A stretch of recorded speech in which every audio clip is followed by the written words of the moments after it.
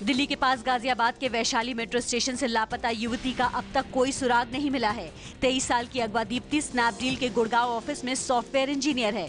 Deepti shared auto से घर जा रही थी। आरोप है कि बस स्टैंड पहुंचने से पहले ही ऑटो वाले ने दूसरी लड़की को जबरन ऑटो से उतार दिया और दीप्ति को अगवा कर लिया। गाजियाबाद पुलिस दीप्ति के फोन की लोकेशन ट्रेस करके दीप्ति और आरोपी ऑटो वाले की तलाश में जुटी है। वैज्ञानिकों ने गुरुत्वाकर्षण तरंगों की खोज की है। ये गुरुत्वाकर्षण तरंगे करीब 1.25 अरब पहले 2 ब्लैक होल के टकराने से पैदा हुई थी। वैज्ञानिकों ने इस खोज को सदी की सबसे बड़ी खोज कहा है। 100 साल पहले वैज्ञानिक अल्बर्ट आइंस्टाइन द्वारा लाए गए सापेक्षता के सिद्धांत के सबूत मिले। उन्होंने कहा था तरंगे तालाब में पैदा हुई तरंगों की तरह आगे बढ़ती हैं। पीएम मोदी ने इस खोज में शामिल भारतीय वैज्ञानिकों को बधाई दी है। मुंबई की विलेपार्ले स्टेशन पर चलती ट्रेन पकड़ना 30 साल के रामवरण को भारी पड़ गया। रामवरण चलती लोकल ट्रेन में चढ़ने की कोशिश कर रहा था, लेकिन ट्रेन की रफ्तार तेज होने की वजह से वो चढ़ नहीं पाया और घिसटते हुए चला गया। घटना 7 फरवरी की रात की है। इस हादसे में रामवरण की मौके पर ही मौत हो गई। मुंबई में लोकल ट्रेन में चढ़ने की कोशिश में कई लोग अपनी जान गंवा चुके हैं।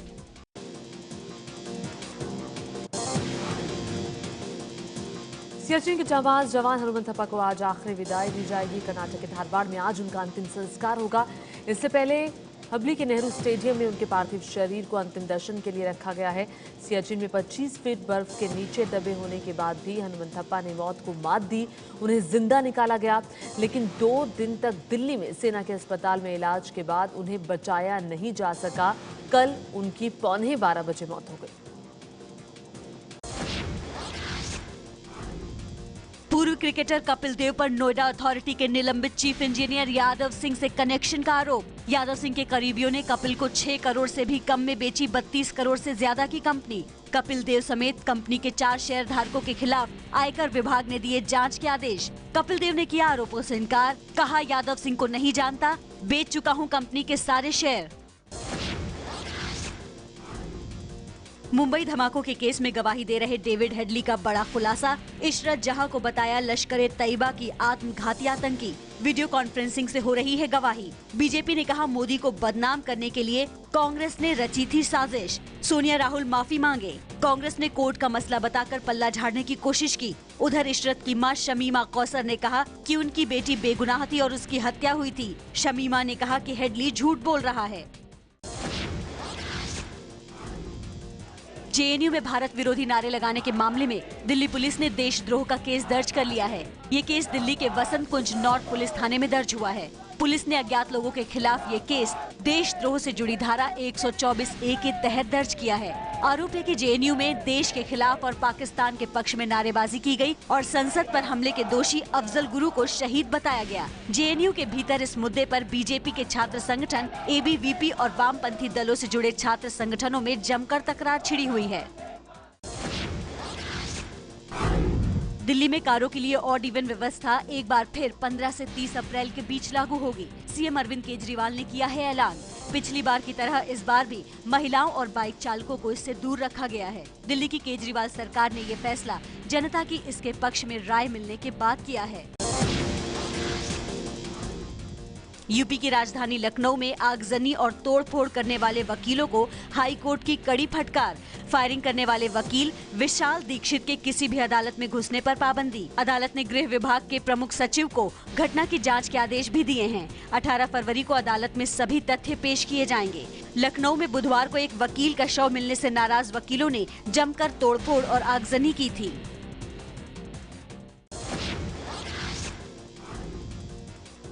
यूपी के कैबिनेट मंत्री आजम खान के खिलाफ फेसबुक पर टिप्पणी करने पर 17 साल के एक लड़के को जेल भेज दिया गया है। लड़के का नाम अमित शुक्ला है, जो यूपी के उन्नाव जिले का है। अमित का कहना है कि 28 जनवरी को फेसबुक पर हिंदू देवी देवताओं के अश्लील फोटो पोस्ट कर टिप्पणी की गई थी, जिसका जवाब उसने दिया था। अमित की गिरफ्तारी एक मुस्लिम संगठन की शिकायत पर हुई है। आजम खान के खिलाफ टिप्पणी करने वाले एक युवक को पिछले साल भी गिरफ्तार किया गया था, जिसे बाद में सुप्रीम कोर्ट के हस्तक्षेप के बाद छोड़ना पड़ा था। बिहार के पूर्व सांसद साधु यादव पर 50 लाख रुपए की रंगदारी मांगने का आरोप लगा है। आरजेडी अध्यक्ष लालू यादव के साले साधु यादव पर बिल्डर अनिल सिंह ने पटना में शिकायत दर्ज कराई है।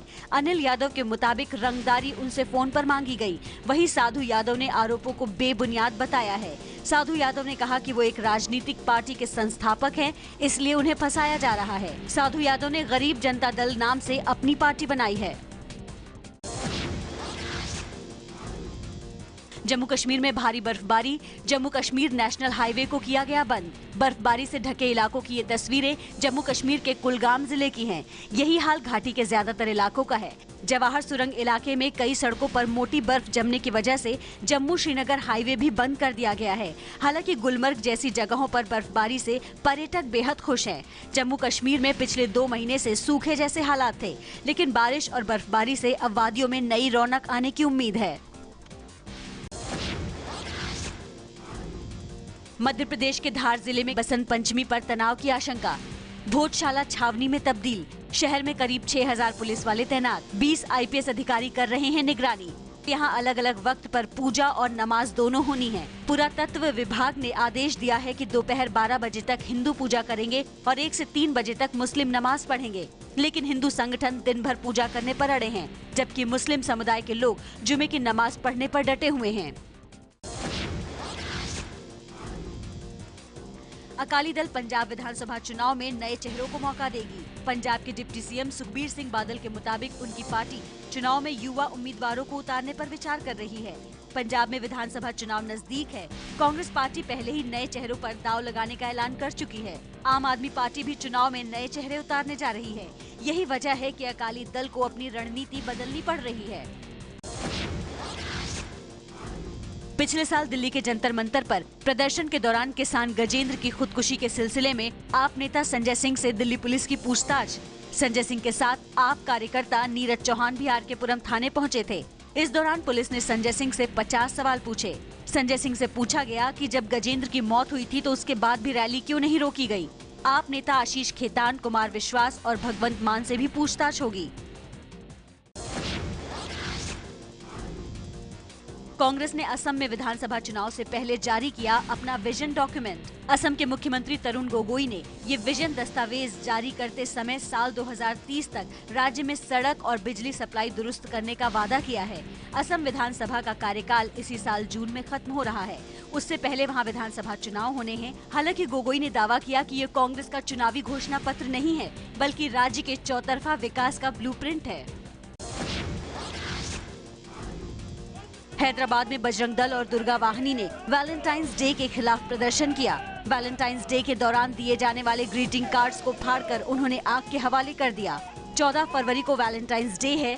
बजरंग दल के कार्यकर्ताओं ने उस दिन भी विरोध करने का फैसला किया है। बजरंग दल और दुर्गा वाहिनी वैलेंटाइंस डे के खिलाफ मुहिम चलाते आ रहे हैं।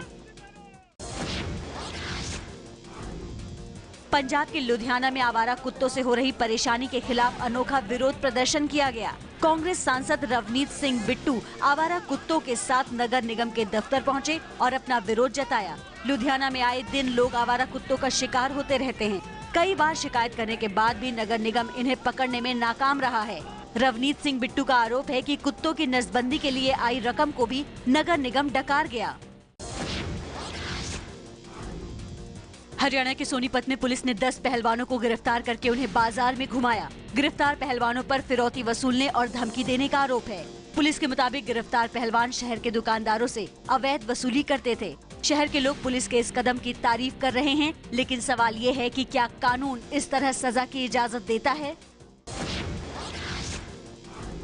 एनएससी और पीपीएफ जैसी छोटी बचत योजनाओं पर 1 अप्रैल से कम ब्याज मिलेगा। पोस्ट ऑफिस के 1 से 5 साल के फिक्स डिपॉजिट और किसान विकास पत्र पर मिलने वाला ब्याज भी घटेगा।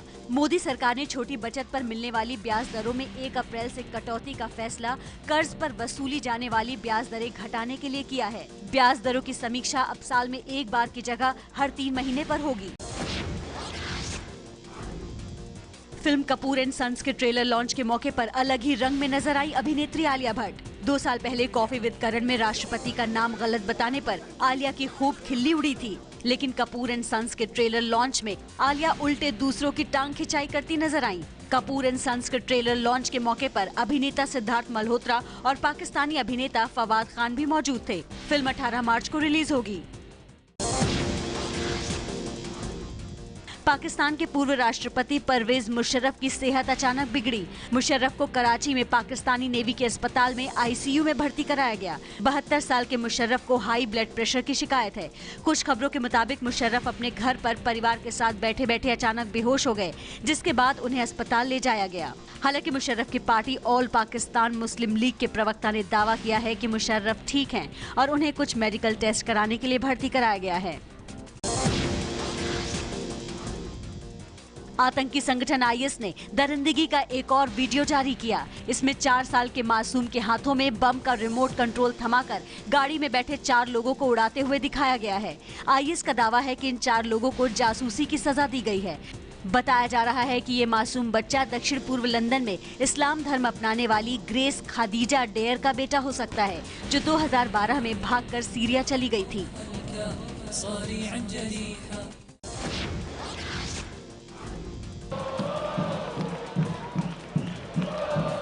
जश्न की ये तस्वीरें ब्राजील के रियो डी जेनेरियो शहर की हैं। देखिए कैसे लोग आकर्षक पोशाक पहनकर नाच गा रहे हैं। शहर के सांबा ड्रोम स्टेडियम में 70,000 की भीड़ के सामने सभी टीमों ने अपना हुनर दिखाया।